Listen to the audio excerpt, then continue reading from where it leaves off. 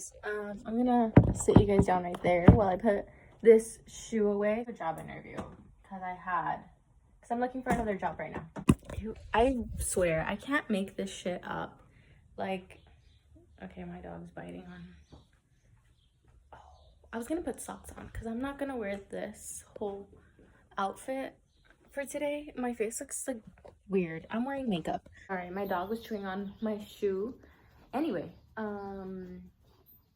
the interview went horrible.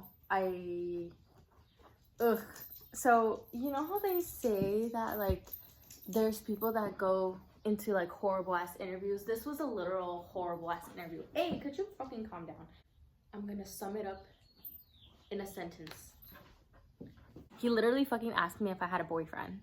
And I mean, maybe, I guess, maybe you would ask that question. But this is a professional, supposedly, business. It's supposed to be a professional marketing business. And you just don't ask. You just don't ask if I have a boyfriend. I find that extremely unprofessional, just in general. The whole time, the whole interview, this guy, let's get my dog's feet ready. This guy is literally just checking out the bitches there at the fucking job. And I don't know, we're gonna do this one for today. And I don't know, I just was very uncomfortable because he kept looking at the girls in the workplace right there, and I was like, dude, what the fuck are you doing? We're gonna put some of this. It's a bowl booster for my dog's bowl. And yeah, that was just so unprofessional. I was like, dude, what the fuck even is this job, supposedly? And yeah, I was very turned off immediately. And I was like, yeah, I'm not accepting this job. Of course they offered me the job. Of course they would. And the guy kept looking at all the girls. He kept trying to like stare at my chest. But I kind of don't have anything. I don't know, I'm just saying that. But yeah, I was so uncomfortable, and I just found that so unprofessional and fucking weird. Like, just everything in general was horrible, and you could tell that it was very unprofessional. And then to make shit worse, can I just add, I don't know, but I'm very like a visual person about everything. So I noticed that the floor over there, like in the office, wherever supposedly, those are my neighbor's dogs, by the way. They always fucking cry. I don't know why. I don't know if like they leave them there at the house or some shit, but they always fucking cry. And they said they were paying above what I'm already making, so I was like, I'm gonna apply. And then I did. And then in the interview, the girl said the least you can make here a week is 700 something. And then today in the interview, I go, and then the guy says the least you can make here a week is 400. And I'm like, because I never really finished talking about like what the fuck happened. One of my friends had called me, so then I ended up answering the phone, and then I never finished what I was trying to say. But pretty much the guy was creepy. Second of all, I'm very observant, so like as soon as I got there, I noticed that in their office, like it didn't have like any artsy stuff, like no like paintings, no like something, you know, like offices have, you know. And they didn't have that. And then I looked on the floor, and I don't know much about construction, but I know that this is a fucking lawsuit. And pretty much there was floor on one side, and then there was tile on the other side. Like, so they were kind of trying to separate the rooms, and I get that. But when you do that, in the middle, it has to have like kind of like a little Passover thing, and that shit was broken. That shit was broken as fuck. And I was like, that's a lawsuit waiting to happen, and no real company would ever fucking allow that. They would immediately like take that off and like fix that, and they didn't. And I was like, okay. The girl didn't even tell me like, oh, watch your step, nothing. Neither did the guy. Like the people that the girl was, there wasn't even like a receptionist to tell me, hey, you're here for an interview, okay, I'm gonna go call this whatever. I was just like waiting in the waiting room for like a while, and then I like saw some people go in because they kind of had like a different door, and then I could see that everybody was going into like a meeting, but nobody ever came out to like, they would look at me, but they wouldn't even say anything. They wouldn't be like, oh, hey, somebody will be with you in a little bit, whatever. So one of the girls from the fucking meeting comes out, and then she's like, oh, who are you here to see or whatever?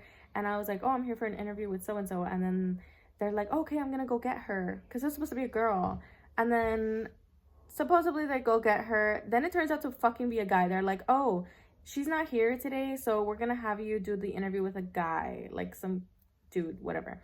And I was like, already that's giving me red flags, because what the fuck, you tell me that I'm gonna have an interview with some girl and then she's not there. Sorry, my nail, this one just literally broke yesterday.